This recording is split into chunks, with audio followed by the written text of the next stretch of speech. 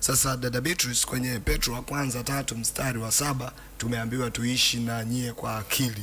Sasa akili zinatofautiana, na jaribu kuwaza ukiambiwa ishi na huyu mtu kwa akili, alafu huyo mtu kama anazidi akili hivi, hapo tunaishije kwa mfano? Au wewe unaelewaga nini unaposikia tumeambiwa tuishi na nyie kwa akili? Nataka mbaba mmoja angalau kule mtaani asikie kutoka kwako Beatrice. Wewe ni mwalimu, wewe ni mtumishi wa Mungu, wewe ni mwimbaji na mengine mengi ambayo Mungu amekubariki nayo. Asante sana, nashukuru kwa swali zuri kwamba Biblia inasema muishi na sisi kwa akili. Hiyo inatokana na tangu mwanzo mwanadamu, mama yetu wa kwanza Hawa alipoingia dhambini. Kwa sababu Adamu alikuwa mkamilifu, lakini baada ya Hawa akamshawishi mmewe, wakaingia katika dhambi.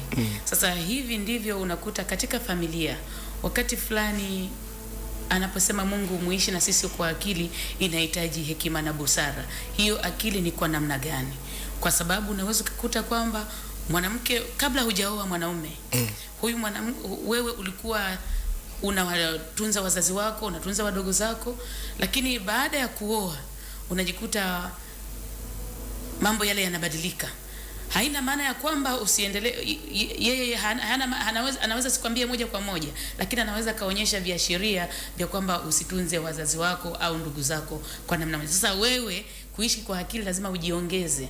Anasema kama mwanaume ni mtawala wa familia, mwanaume ni kiongozi, ndiye unayeongoza familia. Je, hiyo familia yako kama baba unaipeleka kwa namna gani? Kwa sababu vile unavyoona mke wako anafanya, lazima ujiongeze. Hiyo ndio inaitwa nini? Akili, lakini kwa hekima na busara. Kwa hiyo nimetolea mfano kuwatunza wazazi. Kwa hiyo kuna wakati unaweza kutuma fedha, ukishaona mwenzako hana direction ambayo inaonyesha kuwasaidia wazazi wako, unaweza kutuma, na ni ukweli usiopingika. Wakati fulani sisi wanawake tumekuwa hatupendi hata ndugu wakae kwetu. Sasa kama mwanaume una ndugu zako, mimi nimekukuta umesoma, una kazi, una vitu. Je, mimi napokuja kusema kwamba labda wewe sasa ndugu zako na hivi na vile, na unaweza kujikuta kwa, unajua tuzungumze uhalisia uliopo. Mimi tunatoka mtaani tunaona. Wakati fulani familia kubwa unaweza kujikuta ndugu waliosomeshwa na ile familia ni upande wa kike. Lakini wakija upande wa kiume unajikuta ni wachache sana. Naomba mnielewe vizuri wanawake wenzangu. Tunazungumza uhalisia. Kwa hiyo kwa namna moja ama nyingine unajikuta mama katika ile familia pia hakusimama katika nafasi yake kuhakikisha kwamba sisi sote pande zote mbili ni familia sawa na wote wanahitaji msaada kama wakongo wanavyohitaji msaada. Hivyo unakuta wale upande wa mume wakija pale, kuna kuwa na vitu fulani vinavyoendelea pale, unakuta hawawezi kukaa kwa muda mrefu, wanaondoka, au kwa namna moja ama nyingine matunzo yanakuwa ni changamoto, kwa hiyo wanaondoka. Hivyo ndio maana wanaume mnaambiwa muishi na sisi kwa akili.